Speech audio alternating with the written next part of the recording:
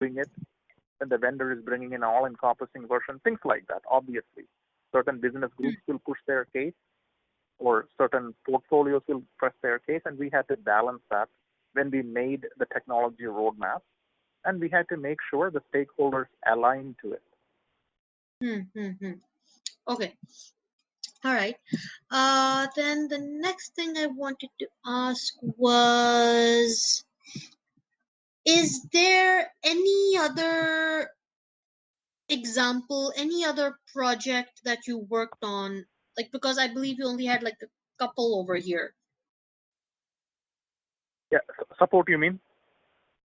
Any other project that you worked on during this experience? I think that pretty much captures, and again, since this is going back to about 2011, 2012, right, 7 to 8 Mm, years back, I think yeah. we can summarize it at this level. Anything Okay. before that, it would be like, I do have specifics on all the projects. I just need Mm. to search through it because I don't think it might be really relevant, right? Because it's so I far back. Yeah, actually, I do want to at least mention something for like until 2004, because otherwise it looks a little awkward that you've got such nice projects mentioned, and then all of a sudden it's like, whoop, where'd it go? You know. So I would like one or two stuff, or one or two projects for the experiences before this as well. But we'll get to that in a minute. One last thing for this experience.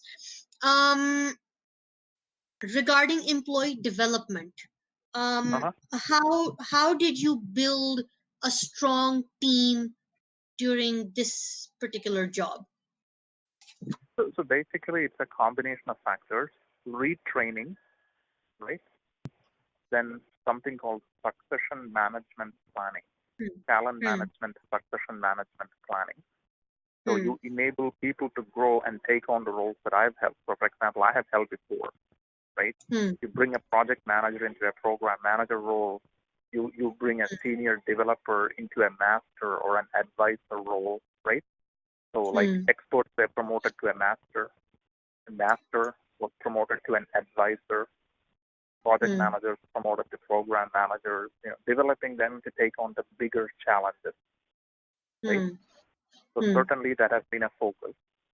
And Hmm. entry-level employees also. So it's like the Hmm. pyramid type structure. Not everybody is Hmm. an expert, although I had a lot of high-performing individuals, very senior, 15 plus years seniority. I had a large group of people in America, so Hmm. very, very senior, 15, 20, 25 years experience. I had senior engagement managers, senior resource managers reporting to me, even now, Hmm. right? So Hmm. for them, it is continuing to do the good job because they are pretty much very, very senior, right? But then making sure they are part of my succession planning. So Hmm. once I move to the next level, they can do a lot of the operational aspects, basically letting them run the show, right? So things like that. So there is And definitely a talent plan. So hmm. looking at the resources as per the talent plan, as per the go forward skills, Hmm. and then encouraging them to grow because they own their career. Hmm. So working closely with them. So like I said, making sure the experts they grow into a master level performer. The people who are already masters, they get into more of an advisory role, which is very senior. Because any Hmm. technological problem, they can be an advisor to the Yeah. current portfolio, right? Things like Yeah. that. And okay, and then how many people would you say that you had trained during this experience, and how many got promoted into leadership position? So I would say at least 6 got promoted into Wonderful. leadership positions. Great. And how many people did you mentor or train altogether? So direct mentorship, I would say about 8 people. Okay, perfect, perfect. Then let's talk about when you were senior manager, PPSIT, GSCS. Um, what was the overview of this particular job? Like, what were your responsibilities again? So it is pretty much, I think, what we covered earlier, all the operational excellence items, right? Hmm. Refreshes, archiving, fiscal year end, audit, cybersecurity. So that But role carried over from uh-huh. HP to Oh, HPE, that operational excellence role. But okay. predominantly, the focus was on supply chain IT systems. Got it. Okay. The focus was different. Responsibilities were kind of same. Yeah. Okay. Then let's. Ooh, okay. Sorry. Tell me a little bit about this cybersecurity framework that you had to implement. What was that about? So basically, again, the cybersecurity framework that came in from the cybersecurity leadership in Hewlett Packard, HP. Got Right? it. So they developed the framework and they said every team has to comply with this. Hmm. So internalizing what that meant, what that Hmm. theoretical detail meant, Hmm. versus what are the challenges in operationalizing it. Yeah. Secondly, some of those guidelines might not be applicable to an SAP system. So that is where we did the playbook and education, talking back to them, telling them, hey, this is a theoretical concept.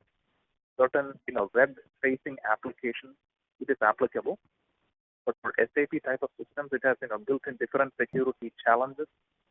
So even when you ask us to do a static code analysis, it can take days for it to finish. The tools Hmm. were not ready in HP at that time. Hmm. So I was one of the first people to take a pilot project and explain to my product team, cybersecurity product team, your tool is failing, right? Hmm. Your tool handles the SAP volume. To do the static, like 40,000 lines of code or a million lines of code, you will struggle to do it on an SAP system within a time. So those, our recommendations help improve that tool. So the framework is, yeah, every system you have a cybersecurity review for every project, every change, etc., which we change Hmm. to say every meaningful change, right? If it is a small internal change, holding up that entire project for a cybersecurity review does not make sense. It makes us slow. Versus Hmm. if something is related to the web application component, where a cross-site scripting or a Trojan vulnerability can be introduced, yes, on that portion, we can definitely engage with the cybersecurity leaders for a review, approval, etc. Right? Hmm. So Hmm. when the framework and the guidelines are established, it was kind of like a one size fits all across the board. But we Hmm. fine-tuned that for the supply chain IT system that I was responsible for to make it more meaningful, make it more measurable. Okay. All right. So you mentioned that there. Can you hear me fine? Yes, I can. Oh, sorry. Okay, sorry. I usually see this little squiggly bar, which okay, never mind. So you did mention that there were some challenges faced when time came to implement, right? Because reality is different from what you plan. How Yes. would you summarize the issues that you faced? Like, were they scope problems? Were they requirement problems? Were they, oh God, this wasn't planned properly? Yeah, so mainly, like I said, the cyber security team kind of worked a little bit in silo, right? They had the generic requirements. They were not the experts in SAP application landscape. Oh. Anything web facing, because typically cybersecurity is all about e-commerce, right? External websites, that kind of. Whereas SAP is much more self-contained. It's an enterprise resource planning tool, and SAP Hmm. has very good built-in security. So their thought process, they did not fully understand the SAP system complexity, which is the backbone for the company. So it was Hmm. my turn, our turn to educate them, saying, hey, your initiatives are good. It is well-meaning, but Hmm. it really might not be fully applicable in the way that you have presented. So if you Hmm. want this to be applicable to SAP systems also, we need to make this, and this changes to operationalize it. Or Uh, we say, leave the SAP systems alone. We have exceptions. We have our internal, security reviews. We have our internal code reviews. We have all of that. We can fine tune that a little bit. to meet your guide. So it's like a give and take there. It's education Hmm. for them. So they finally approve saying, yes, for the SAP system, you guys can do it this way. Okay, got it. And then can you please explain, like you've mentioned two tools basically, web-based application security tracking and audit tool, and the Yes, application security record. These were yes. implementations that you led? No. So these are already existing in the company. So they Okay, are the primary tools by which every application is measured. okay. So the tool that HP was using was called ASTA, ASC, Application Security Tracking and Audit. So Hmm. every application in the company has to undergo a scan, an ASTA scan, Hmm. right? So once the scan is complete, the results saying, okay, this application is green, no major defects found, versus, Hmm. hey, major security vulnerabilities, three of them are found, which needs Hmm. to be remediated immediately. So Hmm. after a scan is done, every application will have what is called an ASR, Application Security Record, which Got shows it. whether they are green, whether they are yellow, whether they are red, how many security vulnerabilities are found, etc. So if I Yeah. own 70 applications, right? For each Hmm. of the applications, it has to be undergoing a scan at a periodic interval, and there will be an ASR record. So I own making sure all the ASR records are green. If something Hmm. is red, I own the plan. Okay, when can you make it green? Can you do it in a month, 3 weeks? Or if it's a super, super critical vulnerability, Hmm. it needs to be remediated immediately, right? So Yeah. that is the process. Yeah, And like you said, how many? Oh wait, sorry. That's the next thing you've mentioned, right? Completed remediation across 38 applications. correct. So out of, You let's were say, a responsible. 70 plus or 100 plus portfolio, we, 38 applications had varying degrees of, yellow, red type of defect. Perfect. So that's So, more than half. sorry? If it's 70, like if there were 70 applications and you have to remediate 38, that's like Yes, more than half of yes, them. yeah. So basically, some of them could be, hey, a character is not correctly set, or it is pointing to some Oh. old website. Simple things. There are simple, or some misspelling, things like that, right? That becomes Hmm. easy versus a fundamental, okay, to remediate this, the vendor is suggesting an upgrade. That it Hmm. takes 2-3 months. So there we have to say, well, I cannot remediate within 2 weeks. I will go to the CIO or VP and get an exception. Then we create what is called an exception to policy. Even though Hmm. security is saying this application has a major vulnerability, as the IT owner, we understand that and we are committing to remediate.